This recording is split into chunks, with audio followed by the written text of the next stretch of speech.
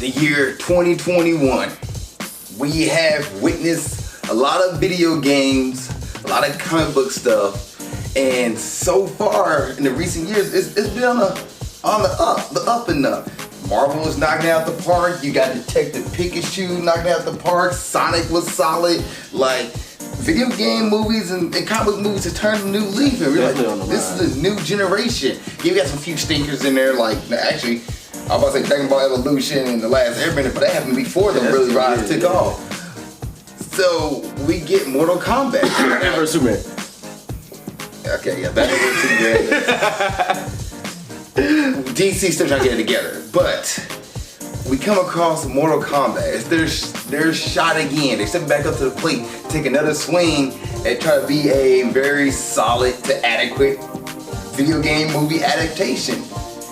And today we're gonna find out on this episode of Movie Breakdowns if they deliver with Mortal Kombat 2021. What's up, world? Welcome to another episode of Movie Breakdowns. I'm your host, Ali Zakka.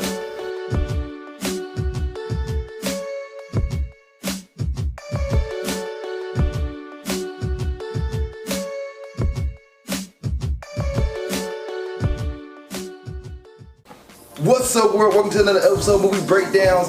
I'm your host, Ali Zakka, and today I'm here with a guest, Tyreek Titan Phoenix.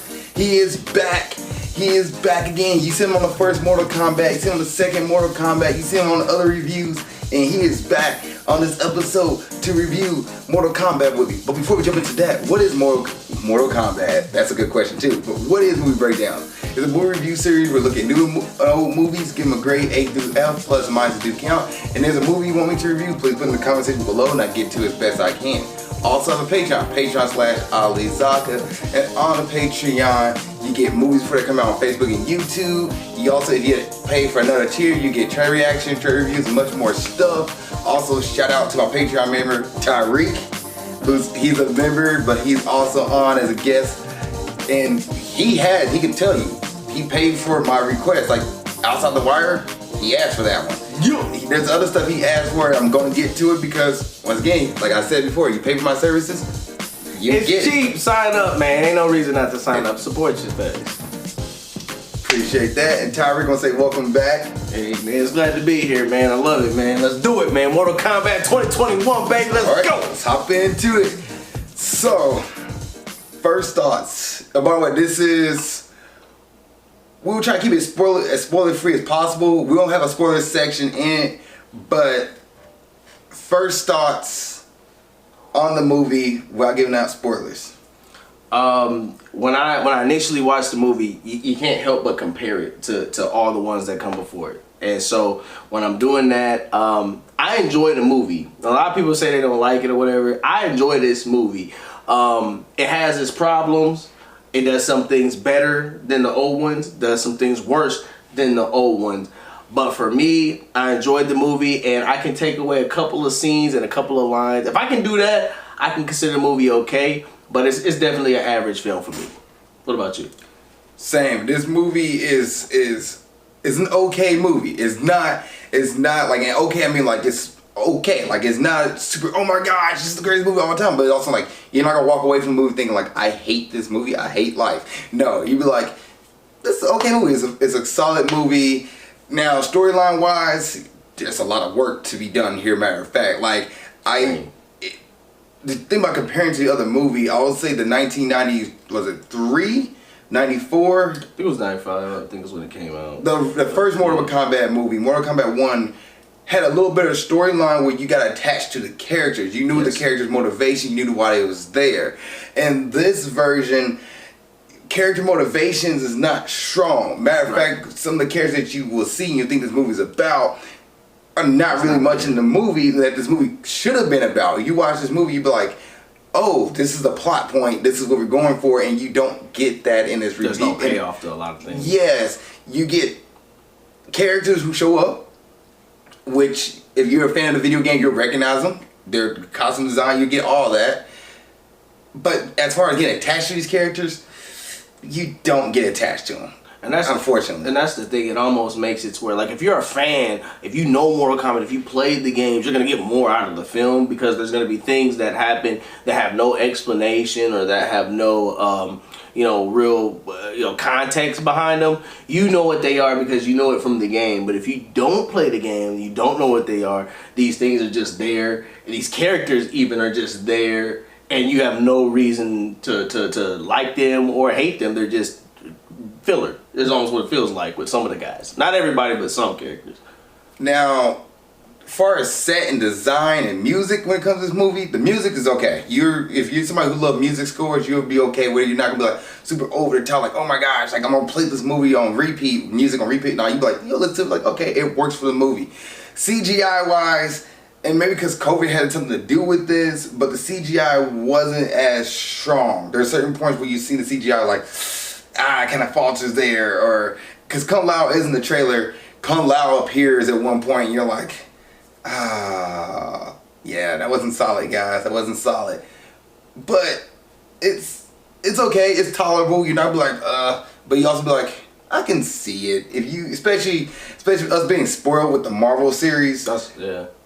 When it comes to CGI that's not as top tier, even the DC movies come to top tier CGI, and watching this, you're like, okay.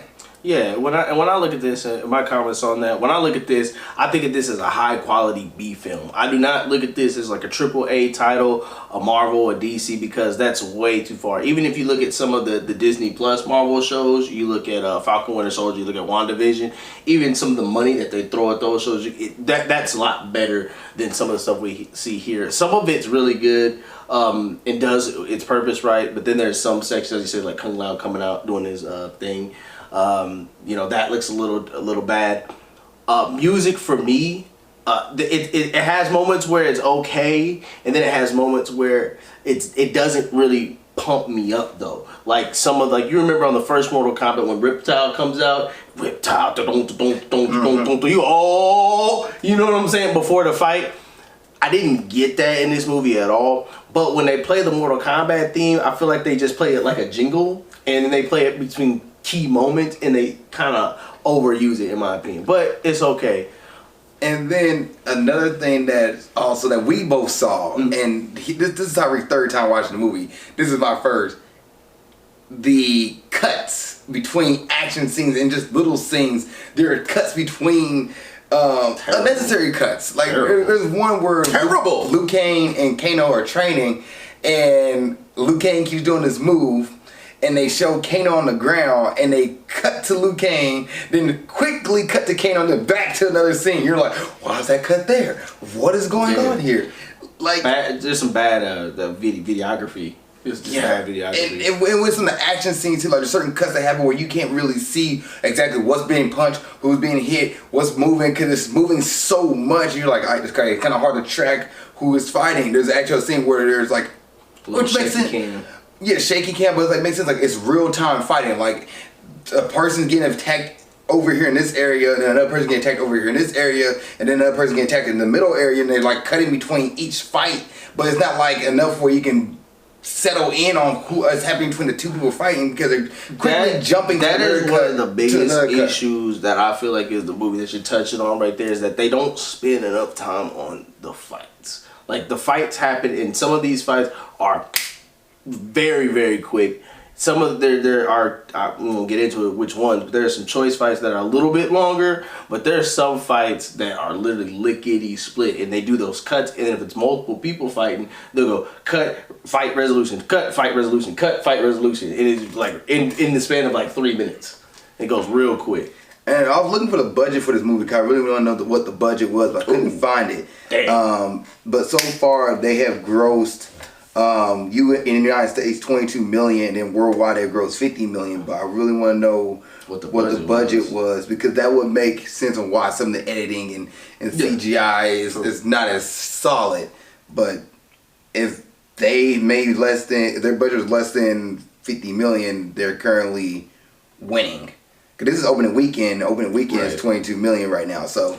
And they're still gonna take a little bit of a hit from that anyway, because theaters, how theaters are working right now. But this movie, I don't know if any of you guys in the audience have seen Kong versus Godzilla, But this movie reminds me of that movie as far as that there are really high points for me.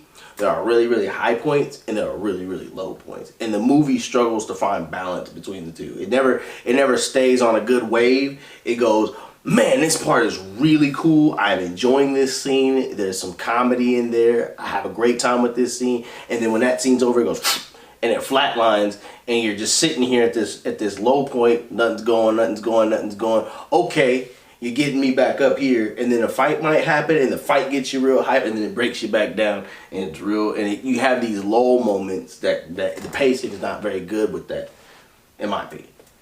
According to this is Wikipedia, so I'm not sure how strong this is, guys. So do not really take me in for this. Double check this, but the only thing I can find so far that the budget for this movie was $55 million was the budget. Okay. And so far they've made $50 million. So they're coming. They'll reach it. They'll get it at this point. But yeah, and you're right about what the last thing you just said there too, Tyreek. Like it's a balance issue. Yeah, big time. And then another thing I want to talk about before we get into characters on the non-spoiler section. This movie is 1 hour and 50 minutes long. It doesn't feel like 1 hour and 50 minutes long. It feels like it does move quick. Like the pacing of this movie is quick. From the opener to the middle part to everything, like, okay, we're constantly moving. We're constantly moving. Almost feels like it needs another 20 minutes in some places. Right. And alright, so let's go ahead and get into, well, this is something you talked about twice, that the director is new. The director is Simon McQuaid. Mm-hmm. And he is a new director. This is his first movie he worked on, and I'm curious to see what his other works are going to look like down the line. I want to see like how strong he gets, because to me there's a lot of work to be worked on in this. Yeah, it's you kind of gotta. It's like, do you want to give him a pass because it's his first movie? But it's like, dang, why'd they put a first-time director in charge of a franchise that has a legacy to it to some degree? There's some good things in it. Like, it's not all bad as far as the directing goes, but you can tell that there are some really bad directional choices, and then you accompany that with bad writing, which there's not a lot of good lines in here. It's like there's 1-2 characters that are very, very obvious that literally steal the show all the time, at least my opinion, and then everybody else is really generic. And then, like, the director should be trying to bring, those characters out and try to make them have that equal balance, but it's not. It's like this character is still in the show. And then as far as just the direction, as far as like from a technical side of things, bad cuts kind of kill some of the scenes, which we talked about before. The cuts kind of kill the scene. For me, the music is okay, but it doesn't pump me up. So that's another directional choice that's not very good, in my opinion. And then some places, like when they show, it's not spoilable, when they show some place like Outworld or something like that, it's like almost unnecessary because it looks so... Outworld looks terrible to me.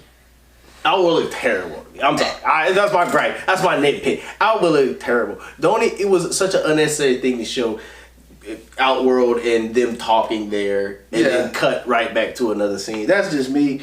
But you gotta show the home base of the villains pretty much, and then you get into like what bridge on a, and then go back to Earth. Which, let's go ahead and talk about the characters. Let's start off here with, I want to start with the main character, which is Cole Young, who's played by Louis Tan.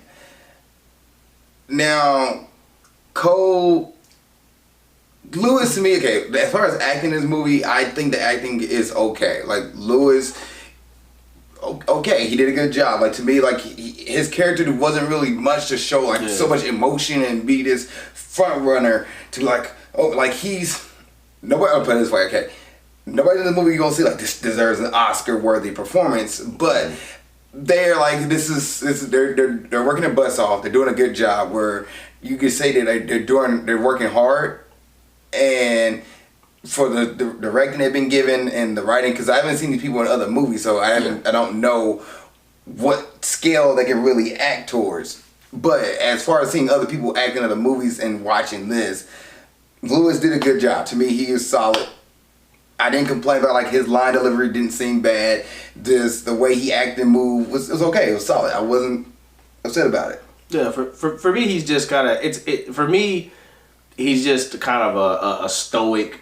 You know, if you ever played any video game with that stoic avatar character that has a couple of lines, that's what Cole is. He's an avatar character, and if he had some better lines, he doesn't have any good lines like at all. So nothing he says is memorable, but he's not like what he has. You know, he does what he's supposed to do. So that gets the job done. Good job, Cole. I have seen him in Iron Fist though, and I did enjoy his performance in Iron Fist though. Shout out Lewis, man. Then you have Jessica Mcneely. Oh, is that Sonya? McNamee. I like Jessica McNamee, who plays Sonya Blade. I thought Jessica did a good job portraying Sonya. Like, she was a character who was gun ho. Like, I want to be a part of the action. I want to do something. I want to make a difference. Willing to fight every round. Like, I think Jessica looked at the Sonya character, and that's the one thing. Everybody else besides Lewis had somebody to play off of. So they know what the character had to be like. I feel like Sonya, Jessica did a good job playing Sonya. Joe Townsend, who plays Sub-Zero, he was stoic most of the movie, besides the first part of the movie where he actually had something. Had some lines, and he did like a cool, like Sub-Zero did like a cool character to begin the movie. Like, oh, this dude got some, got some really good fights. Yeah, we had some good fights, but also like he had some wits about him. And then for most of the movie, I think he was silent, but. Yeah, they almost made Sub-Zero almost like a lackey, they definitely made him a lackey because they send him out to dispatch of the trash, but they give Sub-Zero these horror elements to him where he like, and what I mean by that is that Sub-Zero will the room will get cold and you'll see like fractal ice like coming on and stuff, and it's like you don't see Sub-Zero and.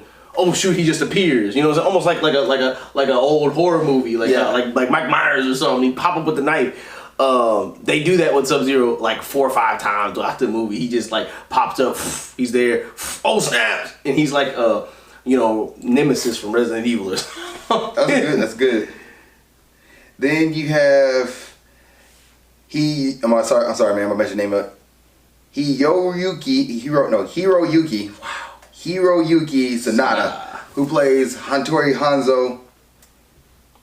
No, his name Hattori Hanzo Hasashi. Yeah, Hanzo Hasashi. Hattori Hanzo is the actual. Yeah, that's the ninja. The actual ninja. Yeah. The real life ninja. But sorry. Hasashi.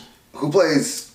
You know the video games in the commercial. He is Scorpion, and thought he did a good job too. Like I loved him. His acting when he needed to be like. The moment, like, okay, you need to do this role, he did a good job to me for it. Like, he portrayed it, has emotion very, very well. Ludi Lin, who played Liu Kang, is okay. I feel like, and maybe the directing for Liu Kang, but I feel like his social skills. I only have one issue with him. I only have one issue with Liu Kang. Was off. I just hate the fact that he has to pose before everything he says. That's the only thing I can't stand. I don't know why. I know he's a Shaolin monk. I know that's what but he just does hand signs every time he says anything, and I just be like, bro, he about to dance, bro. He about to get this, he about to crump on him. Like, oh my god, he's a Lord Raiden. This is Kung Lao. Then you have McKay Brooks, who played Jax. Great. Third is solid. His one-liners was. I enjoyed Jax. I think this is good casting. I enjoyed Jax a lot. And then you have Josh Lawson, who played Kano. The best character in the show. Josh Lawson did a great job being Kano. Like, he did a great... And his acting, too. His emotion when trying to be angry, he portrayed it well. Be sassy and nitpick and, like, just be somebody who... Every comment was a backhanded, like, compliment or backhanded insult. I thought he did a great job. Very witty. There's a few scenes where him and Liu Kang had an interaction, and just like... It was funny because it seemed like one was playing like this your stereotypical shonen journey, hero journey story where everything's super serious and the mystic ways and the arts and stuff like that. And then you have Kano here who's like, cuts it down. Yeah, he cuts all the BS down all the time. I mean, what the heck? He has all the memorable lines. He has all the. When you watch this movie, when you go home that day, you're gonna be. If you are doing this, you're gonna be spitting Kano lines. You're gonna be spitting Kano. There's a couple parts where I just laughed that loud at Kano, and then even Jax as well. I laughed that loud. I did 4 tours. 6 tours. 6 tours. Like, good lord, what? Tada Nobu Asano, who played Raiden. Okay. Is it Ni Chin Han, who played Shang Tsung? Thought he did a good job too. Like they was okay. Hated Shang Tsung. And then what? You see, I did not like Raiden or Shang Tsung in this movie. Both of them get on my nerves. as characters or just the like the acting. I didn't like the characters. What the characters did, I didn't like. There's some cool scenes with Shang Tsung doing. There's one cool scene with Shang Tsung in my opinion, but like. The first Shang Tsung had more depth to him. I don't like this Shang Tsung at all. He's kind of that's the writing for him though. That's the writing. It's not even the actors. It's more the writing and directing. I feel like. Yeah, it is. It is definitely the writing, but like, I don't know, man. I just get stoic villain from. I don't know, man. I couldn't stand him. Boring. No, let's talk about that because he is the stoic villain. Like there's a scene where like mustache twirling. There's a scene where he looks at like he's like, I've seen the Earth champions. They're no match for you. What? He has those Shyamalan pauses. Like, but like his like there is no. That's one of the kids. I mean, there's no development for the villain. He is just the bad guy. These are your champions. Kill them. Exactly. And then let's go back to Raiden too, because Raiden was another character who also his choices in this movie are very questionable. Like you see him do stuff, you be like, huh? Well, how come? And it's funny because even some of the characters call him out on it. Yeah. Characters call him out on that too, where they're thinking the same thing as the audience. You're like, yeah, and what are you doing? And Raiden's just kind of like. Yeah, that is the worst part. That is literally the worst part. Raiden one-offs the explanation. And then Max Hugan, I feel like I'm pronouncing these names wrong, but he played Kung Lao. I thought he did solid for Kung Lao. I love Kung Lao's character. All right, let's see here. We talked about the movie. We talked about the first thoughts, storyline. Storyline of this movie is pretty much the Mortal Kombat storyline. The Earth Defenders must come together to stop the outer world, which is the bad guys, from taking over and cheating the system to try to take over Earth. That's pretty much the storyline of Mortal Kombat without getting into too much detail, which we'll talk about here in a moment. Any last thoughts before getting to this is a Friday night movie? Yeah, I mean, just going back to what you said, with the storyline. Storyline is like it should be. It's almost like a prequel. This movie's like a prequel. It's not quite what you expect, like a Mortal Kombat game. It's almost setting up what the game would eventually be. Friday night movie. I definitely think this is like a popcorn flick. This is one of those movies. I feel like you have a couple beers, you have fun with it, you'll enjoy it. Like I said, high quality B flick for me. Is this something I would go and pay for money in the theater? You could pass unless you're a fan. I actually probably if I watched this in theater, if I wasn't a fan, I'd actually probably be upset that I want to go watch this in theaters. Like I paid $12. You'd probably be upset if you paid $12. Yeah, to watch this movie, like really, and it would affect my grade card. We did watch it. I watched it at home in the safety of my place. If you already got a subscription to HBO Max, yeah, you know, sure. But yeah, I wouldn't go. This is actually. People was asking me for this movie, hey Ali, what do you think of Mortal Kombat? Have you seen the trailer? Have you seen the stuff? Like, I watched the trailer and I remember watching the trailer like, you know, like, don't get too hype, Ali, because you get too hype for this movie, you're gonna have the Last Airbender effect or the Dragon Ball Z Evolution effect. It's not that bad. It's not that bad. No, trust me. But that's why I was like, so because of those movies, I lower my expectation when I see trailers because you get this trailer that all this stuff in it and you're just like, go watch it. Or for example, Star Wars: The Last Jedi, not the Last Jedi. All of them. Shit. Rise of Skywalker. All of them. That too. Both of those movies. That one, like when you see the trailer for that, you're like, oh my gosh, we're going to have a good movie. You go watch it and you're just like, what? Yeah, both of those movies get on there. I lowered my expectation for this movie, and I don't know. I thought to me it was okay, but I would not. This is not a Friday night movie. This is not a movie you go spend with your friends and family. This is a movie you can probably put on Saturday night where you get a bunch of friends, like I said, a couple of beers, popcorn, just sit down and chill, not really think about much. All right, grading time. You want to go first? I'll go first. I'll go first, man. Right. I'm gonna have to give this, for me, this is like I'm gonna go like a C minus is where I'm at. It's an average film. I enjoy the fights. Or C minus. I'm gonna say I'm gotta pick one, man. Why you gotta do me like this every time? God. Cause see, let me do it like this. Let me say it like this. As a fan who likes this kind of stuff, who can shut their brain off and just enjoy what it is, because I like Godzilla vs. Kong and all these kaiju like movies. I can Pacific Rim. I would give it a solid C. I would give it a solid C. For when I put my critic hat on for a second, it goes C minus, and it can even go lower if I really. That's being. And I'll tell you why. It is the writing and the story bothers the crap out of me with this film. There's some really bad explanations. We'll talk about it in the spoiler section. But I did enjoy the movie. But even if I give it has some below average stuff, but it also has some above average stuff. So that's why I say kind of, you know what I'm saying? It's right. It's a C. It's a C minus. C minus. It's a C minus. It's a C minus. I was the same way. I was stuck between C and C minus. He asked me, was this better, like how did you feel about this movie and the first Mortal Kombat movie? And the first Mortal Kombat movie I definitely enjoyed more. I think I enjoyed that movie a lot more, and maybe because it's nostalgia or what the case would be, but I get that movie a D, I believe, or a D plus. This one, if it wasn't for the cuts and editing, and it wasn't for some some one-liners that just didn't like maybe like, oh my gosh, what's going on? Mm-hmm. Or some of the not even the action scenes, but like where I'm looking for here, cause I was laughing at things that should be funny. They're like things like where somebody does something and they fly back, or somebody hits something and somebody blows something up. I'm like, that should be funny, but I'm laughing at that. Like that cracks me up.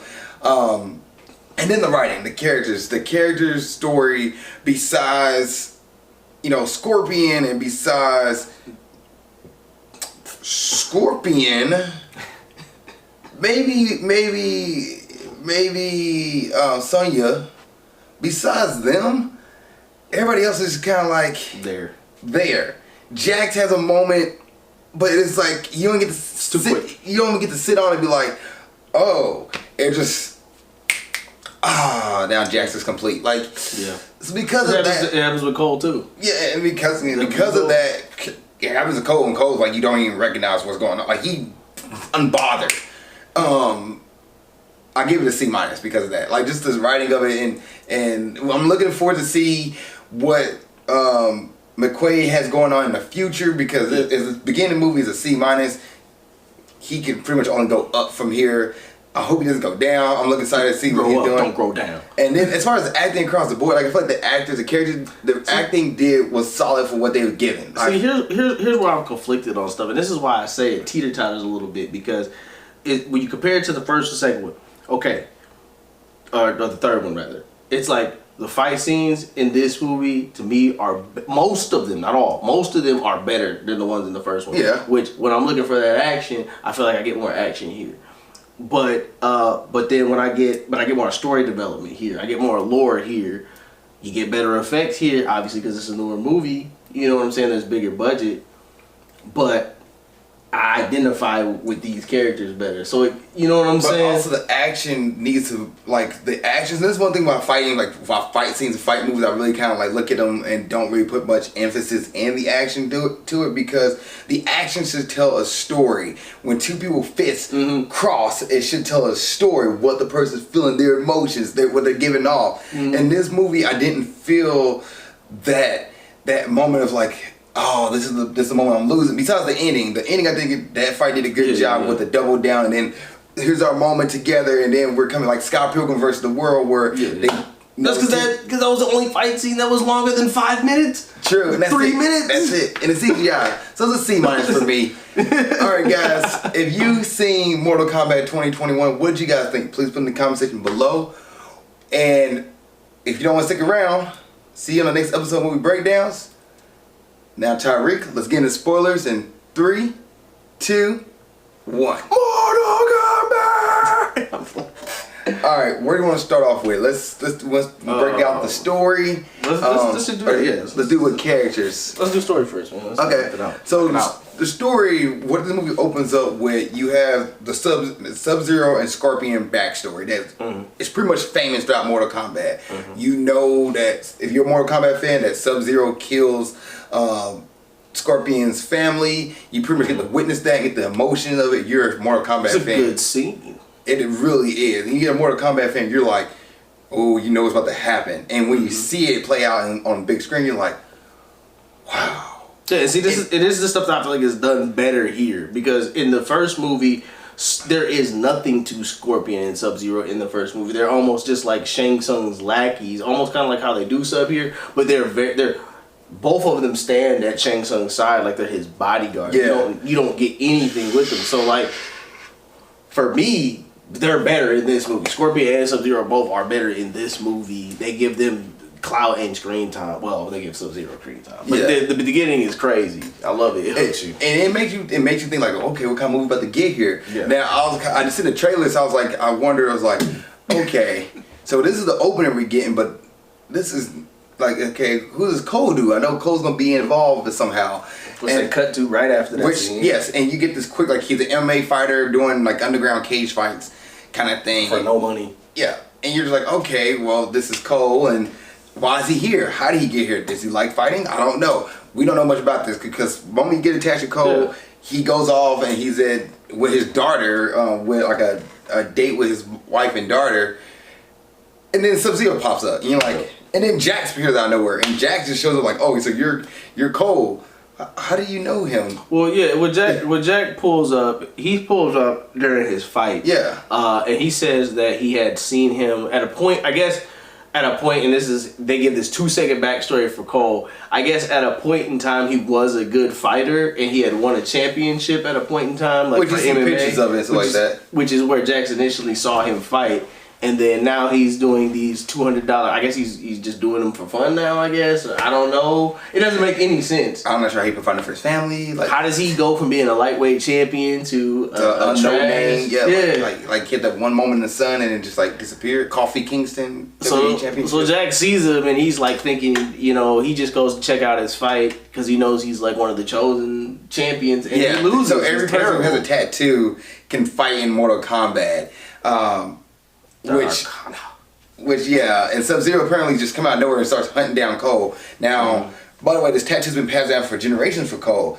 But Sub-Zero and Shang Tsung never decided to make a moment to move before, like say when Cole was a baby, they decided to do it now. I guess it's because the tournament is supposed to happen soon, and they're trying to stop the tournament from happening. But it's like, why if he's born with if someone like Cole who was born with the mark, why not just take him out as a baby? Maybe he didn't know where he was, but how did he find out where he was now? Right. And then speaking of like the villains, that's what the villains are doing. They're trying to stop Mortal Kombat they're trying to cheat and kill the Earth champions before Mortal Kombat happens. So they can just like swipe through the whole tournament. Oh, they don't have anybody to fight. We win. Yeah. And Raiden was taking his sweet time getting everybody together because Jax is like for some reason like we gotta find a tattoo, so we have to go and find Cole, and then Sub-Zero's here. Get in the car with me. He keeps saying thank you first, and then Jax decided to go fight Sub-Zero by himself. Why is it that Jax and Sonya do a better job of rounding up the champions than the Temple of Light? Matter of fact, the people in the Temple of Light didn't even move. Liu Kang, he decided to come out after Jax gets beat up by Sub-Zero. After they're at the gate. And then you have a whole scene where Reptile, because of saying something like, we need to try to get rid of the people, so he sent Reptile after. I ain't sure that's the actual Reptile or just somebody from his clan. I think it's they don't say. Oh yeah, by the way, Sonya does show up in because Cole go looking for Sonya thanks to Jax. Mm-hmm. And Sonya's like, oh, you're Cole, you have the tattoo too. Let me just show you everything. Give the whole rundown and all the exposition points. Even like pictures of different Mortal Kombat characters and relics. But yeah, that's what Sonya was. And then all of a sudden, why is Sonya telling this story? This is what Raiden's for. This is what Raiden needs. Because Sonya shouldn't figure out all this about herself, but she did. So she's getting all the exposition dumped to Cole. And then Kano is also there because she captured him already. But how long has it been there? Who knows? How long has she had him captured? Yeah, they said that she was looking for. They said that Jax had fought somebody prior, and when he killed the guy, he got his tattoo. And so they started investigating then, and they tracked down another champion. Again, being better than the typical light here, they tracked down another person with a tattoo. And when they're about to, apprehend them, Kano kills that person and gets the tattoo. So her and Jax have to subdue Kano essentially, and she's got him locked up in her garage. Mm-hmm. So that's where Kano's at. Reptile shows up, and this was something that I actually liked about this. Where I think this was good writing and good setup. Reptile shows up, and because you need to know who is attacking them, he's attacking them while he's invisible. So they're swinging at stuff, and he's kicking their butt. Then he goes and hide up in the rafters, kind of, and I think the rafters, but more like the ceiling support beams and stuff. Mm-hmm, support beams, and he turns back into Reptile so you can see what he looks like. And then when he comes back down to the ground, I was like, why did he transform to show himself? But then he dropped back down to the ground, he's invisible again, which was like, okay, that makes perfect sense. So we can see what's going on, and then like he's going to attack in visibility, which was a good fight scene. Kano, Sonya, and Cole all teamed up together and fight and beat Reptile. Then after they do that, and everybody's like back to like the part where it's like more of a downtime again, more exposition. Sonya, like when you go find Raiden Temple, and Kano's like, I've been there. He runs guns through there at some point. To who? We don't know, but. People, I guess the monks at the Temple of Light was trying to get some bangers. I don't know. So Kano ended up taking them to Raiden's temple. Close enough to it. They meet Liu Kang, by the way. We have another fight scene with Sonya and Kano just because. But Liu Kang shows up, and Kano walks up, about to pull his knife out, and Liu Kang immediately shoots a fireball at him. I was like, I'm not here to fight you. Start off a little aggressive there, buddy. And then Liu Kang touches Kano like this. Fuck. So quick. Kano has amazing lines. Every time Kano talks, I'm invested. His line delivery is so quick and so swift. Like any little slight move. Oh, we gonna what? How you gonna get through this door here? You gonna get an invisible door or something like that? And then Liu Kang does something, open the door, and Kano goes, "That's kind of cool." Oh, that's pretty good. Yeah, pretty good. I'll give him that. I'll give. Just like okay. My favorite Kano line is a quick cut where he says, "Put your shirt back on, Magic Mike," to Liu Kang. He just every time he says something, it's just great, man. Kano is the best actor in the movie, clearly. And now, as far as movie going, because we know Kano in this like video game, he's a bad guy, right? And as far as the movie goes, Kano is apparently working with the good guys, but gets talked out of working with the good guys because the guy that he hates. Because Cabal even states that Cabal shows up, by the way, and Cabal says he hates Kano. They don't. They were partners. They're part of the same organization, the Black Dragons. They didn't hate each other, but then he, betrays him and leaves him for dead. Essentially, is what happens, and so he's pissed off about it. But at the same time, he knows how to get to Kano's. What does Kano want? He wants money. Cabal knows this because he's an Earth Realmer too. You know what I'm saying? He knows Kano from the Black Dragon, and he knows that Kano will flip for the dollar. But what got me though was that Cabal was talking all this trash about Kano beforehand. Yeah. And then goes talk to Kano like, oh, we didn't get him to join our side. Well, yeah. Well, he was talking trash. Double, and then where they pay. He was talking trash because he was telling Shang Tsung like he's a scumbag. Yeah, like, he's shitty, so you don't like him. Like that's what he said. He said he's a real asshole. You'll love him. You know what I'm saying? It's like it's that weird thing where it's like you get the League of Villains, like they don't really like each other. None of the villains really like each other. Sinister Six, they don't really like each other. It's just like he's an ass and I'm an ass, and we don't like him. Yeah, so we're gonna beat him up. Yeah. I just thought like it just seemed off to me how he was just talking this crap like a moment ago, and all stuff like he didn't like show Kano as like a valuable asset, like we need him on our team. He was just like, yeah, I really don't like the guy, but you'll like him, and a P double. Didn't pay double again. They use Kano to be the inside man. Kano cuts the staff that Raiden puts up that's supposed to protect the Temple of Light to keep the bad guys out. So Liu Kang shows the team who Raiden is. Raiden was explaining everything, more position stuff. What's his name? Shang Tsung shows up ready to fight, and Raiden predicts a barrier up, and that's how Cabal shows up to tell you, oh, we need to get Kano on our side to blow it up. The barrier. And Kung Lao also appears out of his hat.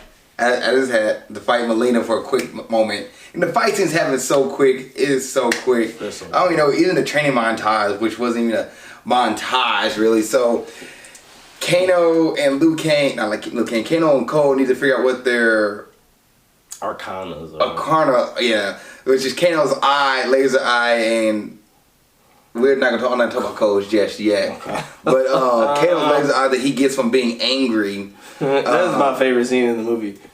Yeah, because Kung Lao goes in on Kano, and then Liu Kang tags him. So they like tag team Kano, and Kano like going back, and it's funny because Kano they're riling him up to no end. They're pissing him off left, you're right, angry? Center. Yeah, I'm angry. Nothing get fucking past this guy. Which I probably could see with some good emotion there, to be honest. Like they'll like it kind of feel like they let the actors just go, like just roll with your character.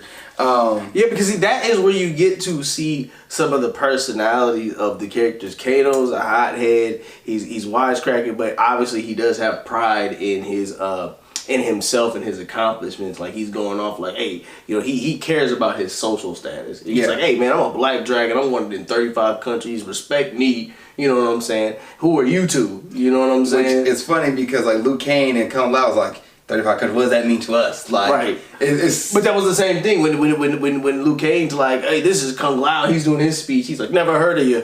Like they're from two different places, so like they're both of note, but they don't really care because they don't know. Right. Yeah. And what was it?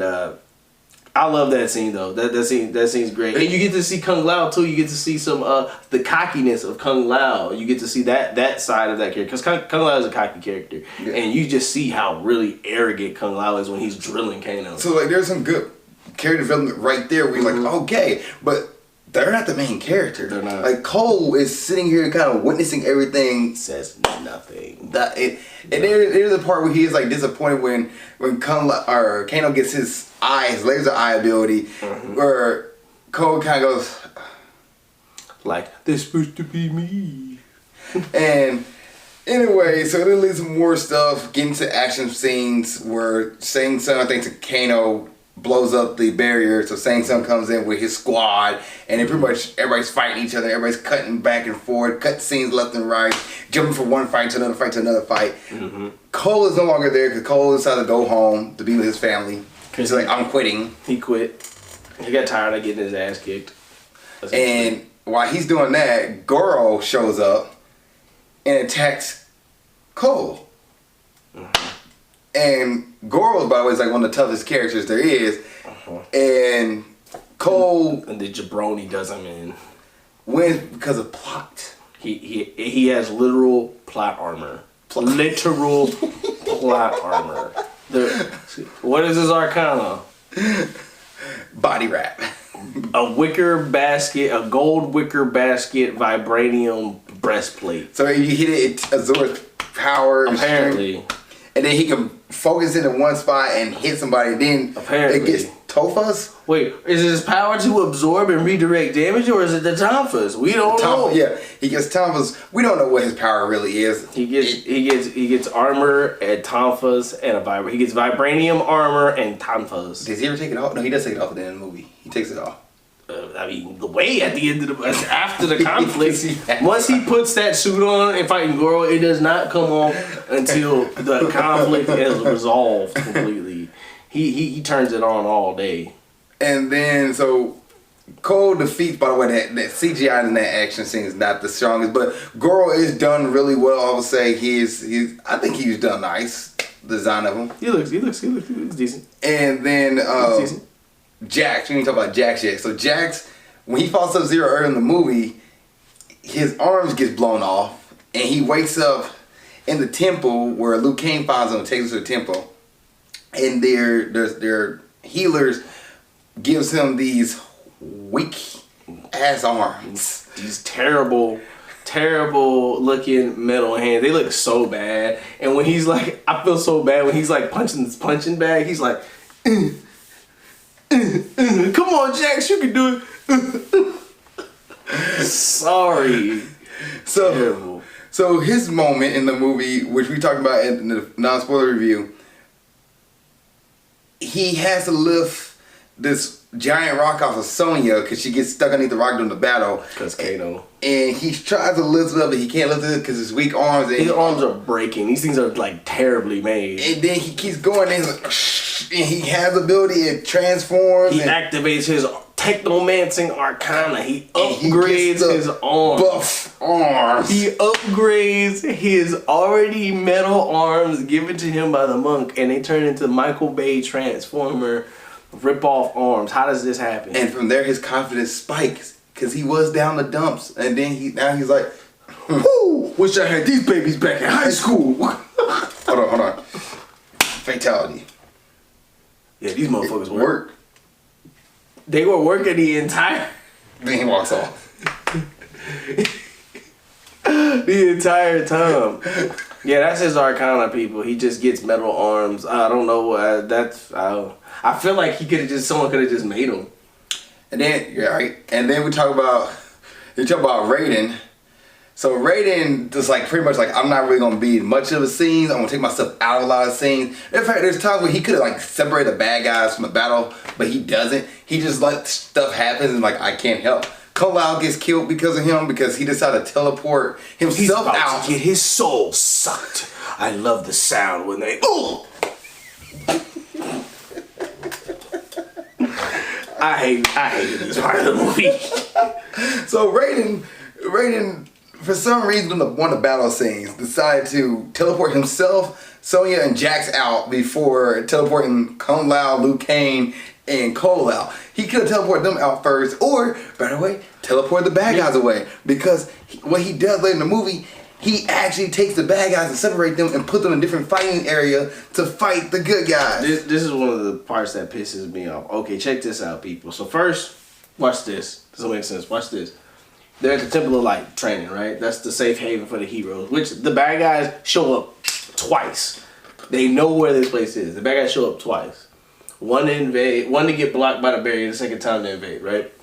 Okay, so Raiden's solution, he puts up the barrier, which Kano obviously breaks, right? Right. So then, his second solution is, okay, I'm going to take all the fighters and teleport them to a realm in between the realms where Shang Tsung can't follow. The void. Did he say that? Yeah, okay. Yeah. The void, the realm of the void or whatever. Why were they not there in the first place? Why are we at the Temple of Light where the villains show up twice because they know where we are, but I can just teleport y'all to this void realm and we can just train here and they can't follow us? Raiden is useless. He also does this after letting Kung Lao get his soul sucked. Could he have saved him? Could he have shot Shang Tsung away? Of course he could have. I can't save everybody. Yeah, I don't want to intervene. The elder gods forbid it. Yet Shang Tsung's over here clearly breaking the rules. But I'm going to keep following the rules because... Which leaves a couple fight scenes where the good guys beat the bad guys, dispose of them. You see some cool action scenes. And then we get to the final fight scene of the movie. The tournament section. Huh? You said tournament section? Well, because I was about to go ahead and jump into like the ending fight where Sub-Zero versus You remember the tournament Cole. section? You remember? Don't give up, Ali. We gotta fight smarter, not harder. We gotta split them up. Yeah, Raiden, you can teleport anybody anywhere, that's right? So we're gonna take them to the tournament. They don't want a tournament. We're gonna give them one. So after the terrible line. So I kind of skipped past that because it was definitely a part where I blacked it out of the movie. Because this part he's talking about, we're talking about happened when Raiden teleported everybody out. Kung Lao dies, and everybody kind of mourning Kung Lao.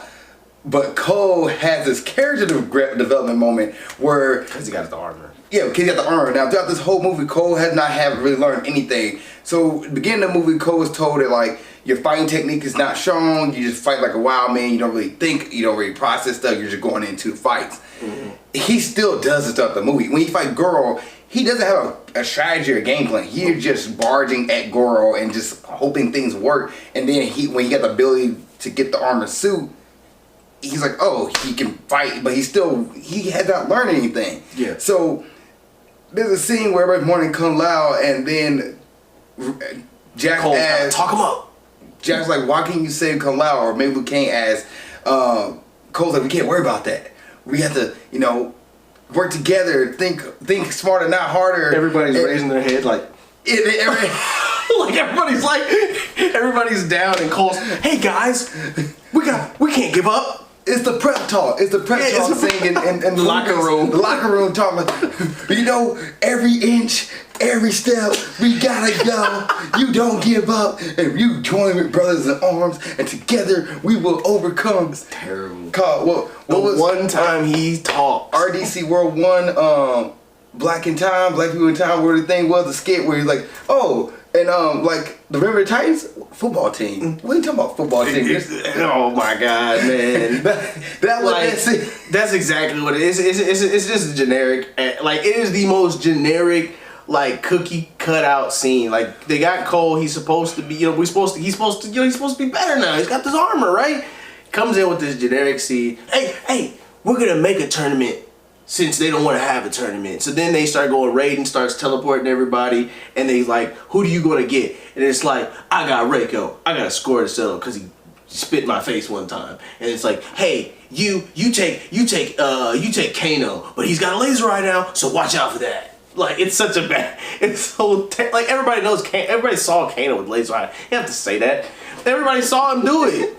You know what I mean? I forgot about the scene. It's terrible. It was a scene because I was like, wait a minute. He had a moment, the prep talk speech, the main character prep talk speech, like Deku has a rally the troops, but he hasn't had any learning moment to even have that confidence to say it. And by the way, this all happened like in a day.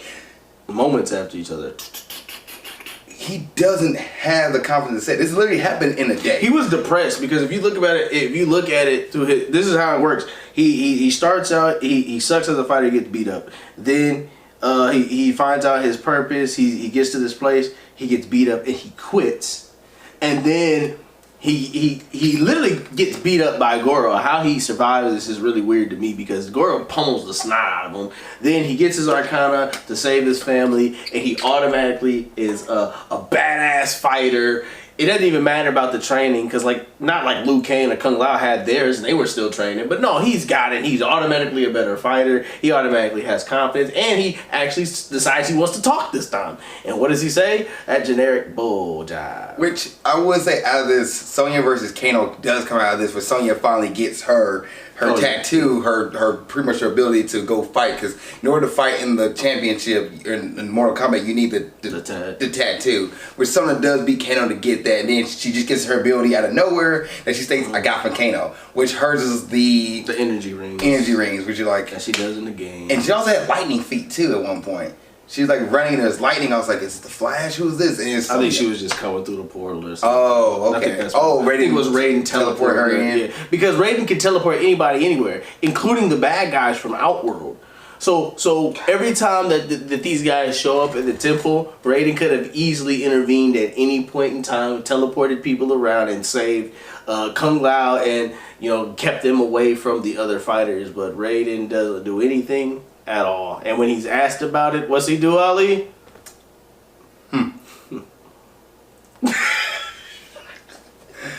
So yeah, Jax beat what's the dude's name? Reiko, with the Thunder. Liu Kang beats Cabal, and Melina gets defeated by Cole and Sonya. But however, they don't go with Cole when Sub-Zero shows up because Sub-Zero keeps going after people with kids and wives. Hide your kids, hide your wife. Good lord.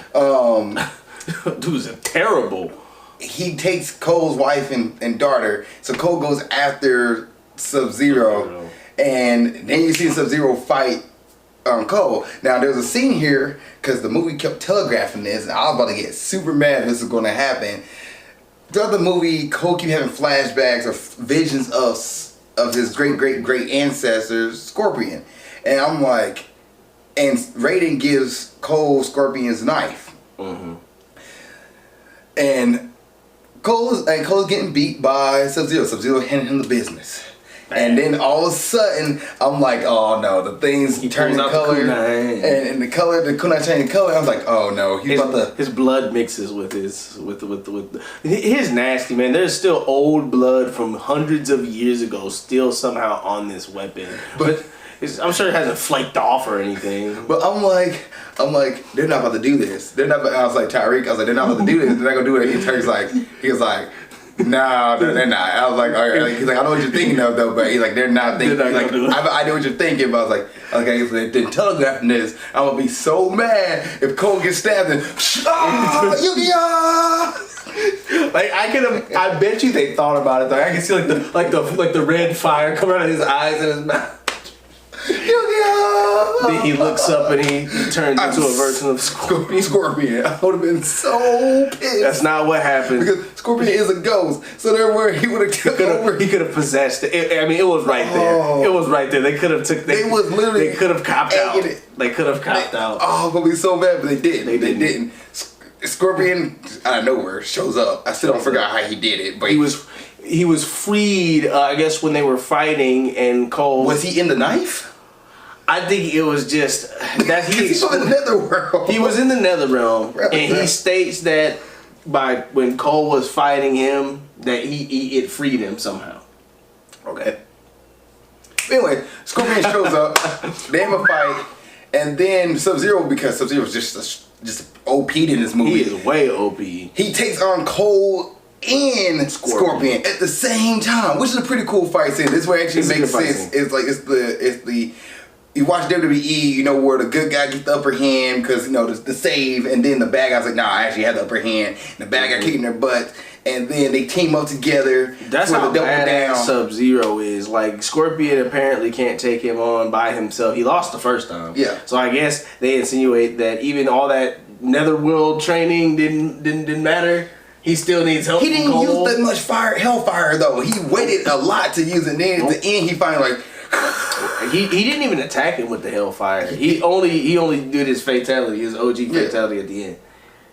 But by the way, Sub-Zero froze Cole's wife and daughter, but they was alive. Yeah, he didn't kill him. He didn't kill him for some reason. But surely when he did it to Scorpion's wife and kids, they were dead. Yeah, he froze them and stabbed them. Yeah, he stabbed. That's the difference. He stabbed them versus just freezing them. Why did he just? If Sub-Zero was already a cold-blooded killer, he should just kill them too. Just like. And the reason he's doing it, his beef is that he wants to end the Hasashi line. That was the issue from the beginning of the movie, and they don't explain why he wants to do that. And that's the problem. Like if you're a fan and you know the backstory behind these characters, it's okay because you can fill in the gaps. But if you don't know and you're just going off of the movie, you're gonna be like, why? What? Every time something happens, you go, why they do that? It's true. Why they do that? That makes you really wonder, like, if the grade we gave it was solid enough, because when you're not a fan watching the movie, you'd be like, that's why I was teeter-totter. That's why I was like, I gotta say C-. But yeah, it's still better than the 90s. I'll probably say somebody watches this movie 20 years from now, they'll probably be like, what did we watch? It's a mixed play. That's why I was saying I could watch, like, there are things that I like about this movie that are better, and there's things in that movie that I like better. Honestly, I've watched this movie 3 times. I'm a fan, and I did enjoy this. But, you know, is it better than the first one? I don't think so. Honestly. Then the final ending of the movie, you get Cole rounding up where everybody like we're gonna get the other world champions, the Earth champions, and they hint to Johnny Cage post in the background, and now you know there's a part 2 coming out. See, this is where I'm weirded out. Why is it that Cole's first fight is against Goro, and they do the team up against Sub-Zero? Like Sub-Zero is the end boss when it should have been a team up against Goro instead. You know what I'm saying? And right. Sub-Zero, like I get that there was the conflict between the Shirai Ryu and the Lin Kuei and Sub-Zero. But the movie doesn't really talk about that much before they even mean like this fight for Cole versus Sub-Zero was not even much of a fight. Like there's no. Cole doesn't really have any dog in the fight besides, oh, that's my ancestor fought you. Like, he didn't even care about his ancestors. Like, if he had a whole thing like, I care about my family bloodline and the trait, he's like, no, I'm an orphan. I don't know my family at all. But if he's like, I had that family, like, that would make sense. Like, I want to avenge my family. He should have had some kind of knowledge of it, like small. Like, he should have had like a older figure in his family introduce something to him. Yeah, which he's an orphan, so that's how they got out of that by saying like he doesn't know where his family came from. Which also Raiden talks about. He brought his mother, his great ancestor mother, to Earth, but doesn't say where. I hid the baby in the one place Shang Tsung would never find him. So how did Cole get in Chicago? He took that baby. He was at the Temple of Light. So he was somewhere, and I guess the Temple of Light is somewhere on Earth, somewhere in the desert, somewhere. It doesn't make any we didn't talk about the resolution with Shang Tsung too. Shang Tsung shows up, talk trash to Raiden. Raiden teleports him out. He finally decides to intervene at the end of the movie, and he just teleports him out. There's a scene in the beginning where he almost does the exact same thing, but he doesn't do it, and he just points his finger, and it really makes me mad. You will leave this place at once, sorcerer. It was such a threat, such a threat from Raiden. Pointed finger and a little bit of Avatar eyes. I was mad, man. Raiden sucks. Raiden to me is the worst character in this movie. Fuck Raiden. Raiden sucks, man. Oh. He didn't even fight. Yeah. So any other thoughts like where you want to see this go? Because you definitely know now they're making a second movie. They set some stuff up too. Yeah. A few things. They set up a few things. They set up Cage, Citizen Cage. They set up Noob Saibot and Kano getting his cybernetics. Because he got stabbed in the eye. But was just weird because the tattoo left like he's dead. But you see Goro get took too. Shang Tsung was like, "Hey man, death is another portal." He takes Goro and all his fallen fighters. Apparently, are they going to come back as the Revenant forms like the games? The games. But I know why they did this. This is a reason because there's so many characters in the lore. They want to use a lot of the characters, so they're killing some characters off so they can make room for the next characters to come in. However, they kill off the wrong characters. They kill off Cabal and Kano. It's cool to see Cabal finally in a movie, though. That's what I'm saying. Why the freak did they kill Cabal off? I like Cabal in this movie. A lot of people didn't like Cabal. I like Cabal in this movie. Yeah. Cabal was fine. He had good fight scenes, whatever. Cabal was good in this movie. They kill off Kano. Which I don't think he's dead because he got stabbed in the eye. He's there on the ground. Yeah, I don't think Kano's dead either. But his mark leaves him. Huh? But his mark leaves him. That's the only thing that's weird because it's like you gotta die for your mark to leave you, and it transferred from. Watch Kano pops up out of nowhere like I'm still here, mate. See that's probably what they're gonna do. They're probably gonna resurrect Kano and then they're gonna give him a cybernetic eye to simulate what he was naturally able to do before. I was like, yeah, like he didn't have this metal piece. I was waiting for the metal piece to get popped on there. Yeah, that's what I thought he was just gonna get cut and he was gonna try to fix himself up. He should have had Jax Technomancer him a faceplate since that's Jax's power. Jax is a Technomancer, man. I'm now cyborg. Dude, I want to see. If that's how we're gonna do it, I want to see Jax doing all kinds of funky stuff in the next one. I'm talking about I better see unibeams coming out of them things. I better see repulsor rays or something. Proton cannon. My guy was down because he had little arms, and then get big arms. He's like automatically happy again. I would still be upset, kind of like Like, my life is not the same anymore. Like, how will it feel? Sub-Zero stole Ermac's thunder. They didn't want to put Ermac in here, so they made Sub-Zero do it. Man, I don't know, man. I want to see a tournament in the next movie. Yeah. I want to see the actual tournament. I want to see armies. Since he's talking about armies, and he's talking about bringing armies, that means I want to see armies. Then I want to see Shao Kahn. I need to see Baraka. You know what I'm saying? I need to see the Tarkatans. You know what I'm saying? I need to see something. Hopefully, like I'm curious. Once again, like we'll see what happens because. What do you want to see? What I want to see, I definitely want to see the actual tournament. Like the video game lays the blueprint out, especially at Mortal Kombat 9, lays the blueprint out. Why do they mess it up? Like that, and I guess because you want to introduce Cole to be like a character so nobody can really get attached to, because that's the one character like that. Like this is a dude that's just supposed to be the generic character we put the experience the movie through. Like he'll be the one who gets introduced into the world of Mortal Kombat. But it's like Johnny Cage already fulfills that role. Yeah, because Johnny Cage doesn't know anything about it either. He doesn't. When you introduce him to it, he's like, oh, this is what the world's going on, because he's stuck up, and then he gets humbled. And there's a reason for it. Like that's the thing that I think that the first one does way better. It gives people a reason to be there. Like Johnny Cage has a reason. His old trainer comes up and convinces him to go. You know what I'm saying? Liu Kang gets convinced to go by the Order of the Light. You know what I'm saying? Because he has that dream about his brother getting killed. Sonya goes because of Kano's there. She's looking for Kano because Kano killed her partner. And you know what I'm saying? There's a reason for people to show up. You know what I'm saying? Yeah. Versus this one where Sonya's like, I gotta figure out what Mortal Kombat is. Mortal Kombat! This is like they're hunting them down, and it's like some dude going, hey bro, I see you got the mark, bro. I need you to come with me, bro. No, don't ask questions. Just come on. Hey, so where you get the tattoo at? It's a birth tattoo. God.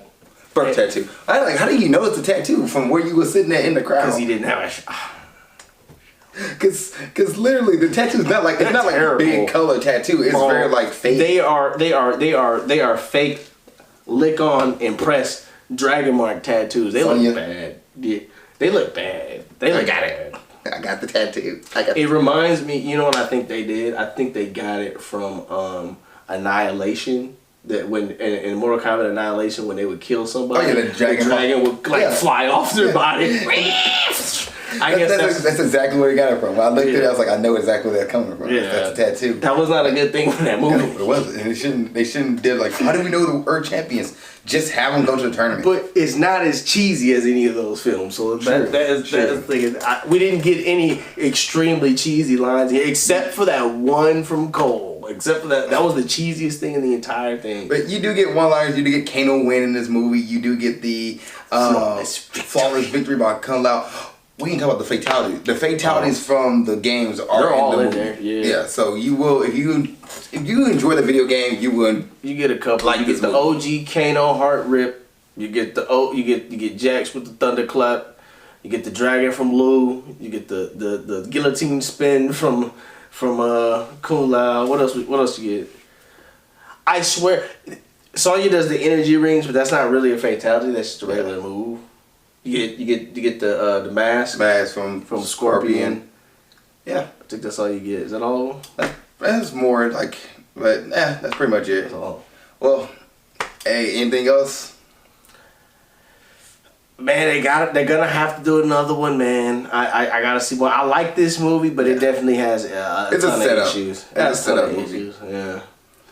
Well, hey, that's our review. That's the spoiler section of it. I know it's been a long review. Tyreek, thank you for coming on. I appreciate it. No doubt, man. Thank you guys for watching this episode of Movie Breakdowns. If you guys see Mortal Kombat, you guys been around, put in the comment section. Other than that, see you guys next episode, and keep being awesome. Thank you guys for watching this episode. I really appreciate it. Please like, share, comment, subscribe. Also, you want to see what else I'm doing in my normal life and other things that's going on, please follow me on Instagram at Ali_Zakka. I'll put it right here around my face. Yep, right there.